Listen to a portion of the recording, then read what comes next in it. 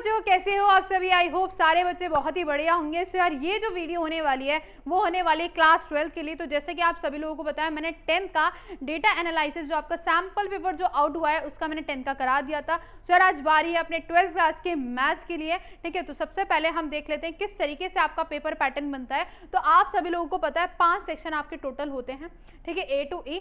And इसमें आपके पास total जो क्वेश्चंस आते हैं बेटा 38 क्वेश्चंस आते हैं पूरे पेपर में। किस प्रकार आते हैं, किस तरीके से डिवाइड होकर आते हैं वो देखते हैं। अगर मैं सेक्शन ए की बात करूं, 18 क्वेश्चंस आते हैं जो कि एमसीक्यू होते हैं, जिसमें से बेटा 20 क्वेश्चंस आते हैं, जिसमें से 18 एमसीक्यू होते हैं और बेटा 2 जो होते हैं वो असर्शन रीजन होते हैं। 1 मार्क का 1 क्वेश्चन होता है, ठीक है। सेक्शन बी की बात करें 5 क्वेश्चन आते हैं, 1 क्वेश्चन जो होता है बेटा 2 मार्क का होता है। सेक्शन सी की बात करें 6 क्वेश्चन आते हैं जो कि 1 क्वेश्चन 3 मार्क का होता है। सेक्शन डी की बात करें 5 नंबर का 1 क्वेश्चन होता है जिसमें 4 क्वेश्चन आते हैं। और आपके पास सेक्शन ई की बात करें जिसमें आपकी केस स्टडी आती है। हर एक केस स्टडी जो होती है वो 4 नंबर की होती है, जो कि आपकी केस स्टडी जो है वो 3 केस स्टडी बनती है। तो इसी प्रकार ही सारा जो है ओवरऑल जो टोटल क्वेश्चन आते हैं बेटा कितने आते हैं, 38 आते हैं। अब देखते हैं भाई चैप्टर वाइज किस तरीके से इन लोगों ने वेटेज बांट रखी है सैंपल पेपर में, है ना।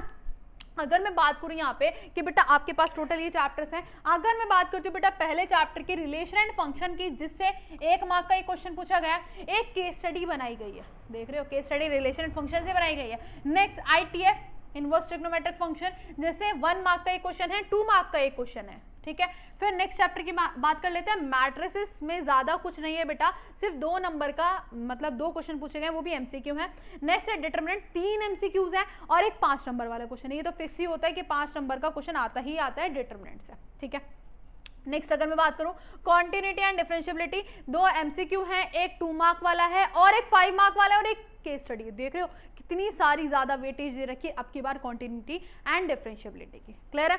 नेक्स्ट AOD, जिसको हम एप्लीकेशन ऑफ डेरिवेटिव भी कहते हैं, ठीक है। एक एमसीक्यू है बेटा, एक 2 मार्क का है, 2 3 मार्क के हैं, 2 3 मार्क के हैं, एक 2 मार्क का भी है और एक एमसीक्यू है। इंटीग्रेशन की बात कर लेते हैं, 2 एमसीक्यू दे रखे, एक 3 नंबर का क्वेश्चन है और एक 5 नंबर का क्वेश्चन है।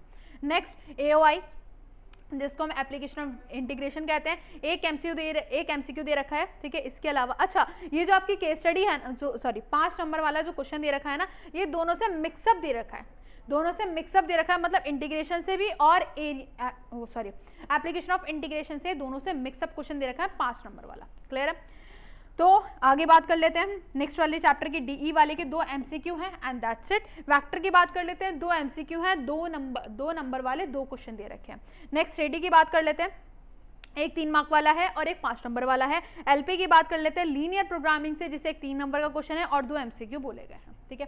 पहले LP से 5 नंबर का क्वेश्चन आया करता था, अब शायद इसकी वेटेज कम कर दी गई है, ठीक है। प्रोबेबिलिटी की बात कर लेते हैं बेटा, एक 1 मार्क का है, एक 3 मार्क का है और एक केस स्टडी है। तो केस स्टडी बेटा एक प्रोबेबिलिटी चैप्टर से है एंड एक कंटिन्यूटी से है एंड एक रिलेशन एंड फंक्शन से है, ठीक है। तो इसी प्रकार ये आपका है आपका 12th का डेटा एनालिसिस, इस तरीके से आपका सैम्पल पेपर बना रखा है, ठीक है। तो चैनल को जरूर से सब्सक्राइब कर लेना, क्योंकि मैं आप लोगों को सैम्पल पेपर भी सॉल्व करवाने वाली हूँ। तो चलो मिलते हैं यार अपनी नेक्स्ट वीडियो में। अपने दोस्तों के साथ इस वीडियो को शेयर कर देना। Take care, bye bye.